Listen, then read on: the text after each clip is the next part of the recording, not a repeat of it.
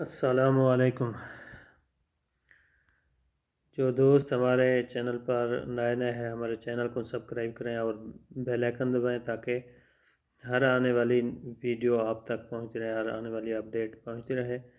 تو آج ہم آپ کو بتاتے ہیں شام کے وقت جو دعا کر کے سویا کریں، دعا پڑھ کے سویا کریں۔ حضور پاک صلی اللہ علیہ وسلم بھی پڑھا کرتے تھے، تو حدیث صحیح ترمذی میں کی حدیث مبارکہ میں بھی موجود ہے۔ دعا کیا ہے؟